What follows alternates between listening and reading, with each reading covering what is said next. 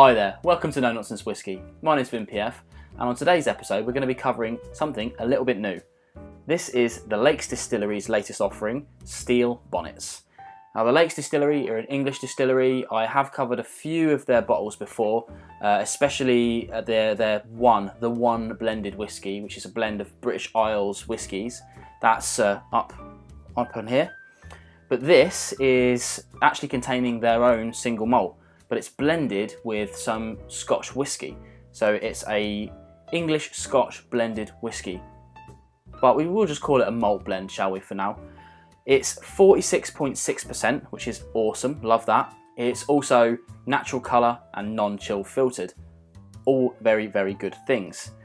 They've called it Steel Bonnets because of a period of time in English, British, Scottish history where there was a group of people between the 13th and 17th centuries called the Border Reivers.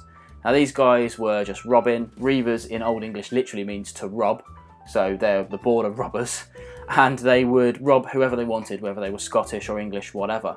But they used to wear these kind of steel hats, and they used to be called steel bonnets, and that's what this has been named after. Very interesting stuff. It's a very bloody period in British history, English, Scottish history, so read up on it on Wikipedia if you like, very interesting. But back to the whisky itself, is it any good? Let's have a nose and see where we're at. It's got a very interesting nose. It's fruity, there's some apples in there. It's almost like that kind of Speyside-y smell. I always say this about Speyside, appley smell, but not quite. It's got something that differentiates it for sure. I'll wager there's some Speyside in this.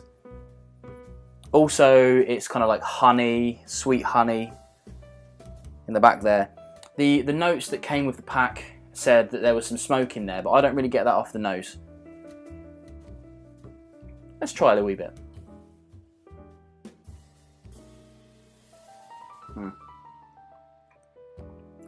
Straight away, that 46.6% is making itself known. Really nice tingly sensation on that. Nice mouthfeel. It's got some peppery notes to it as well, some spices. More of that honey. It's kind of drying as well. I would say it's sometimes you get some kind of really juicy whiskey, but it's a bit drying.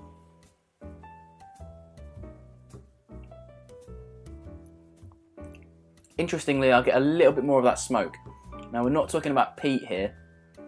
We're talking smoky, so this is not that kind of earthy smoke. It's just a kind of a nice wafty smoke. It's actually really quite hard to detect, but it is there for sure. I would wager that some people who haven't been drinking whiskey as long as I have probably wouldn't even notice it, to be honest.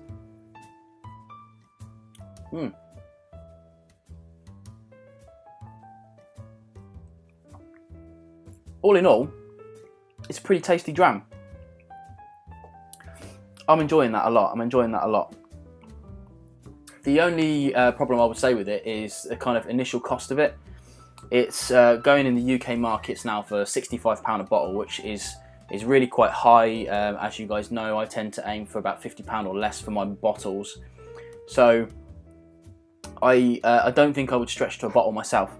That said, it is pretty good whiskey and it's an enjoyable dram.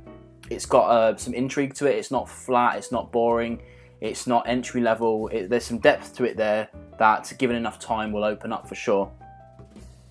But really, I think this is more of a collector's whiskey. It's a brand new distillery. They've only just started putting out their actual liquid, so this is probably containing stuff that's 3 years, maybe pushing 4 years, depending on their stock. I can't remember when they started laying casks. Obviously that age has been brought up by some of the scotch that's in there, and they can't put an age statement on it because it would say 3, I would wager. But I think if you've got the money and you're into collector's whiskey, definitely sort it out. And if you're just into trying it and you've got the money sitting around burning a hole in your pocket, then carry on. I think it's justifiably good. But for those on a budget, it's probably best to wait for them to release their actual single malt whiskey.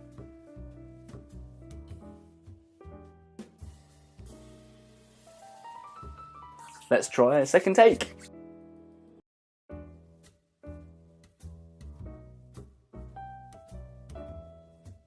Settle down.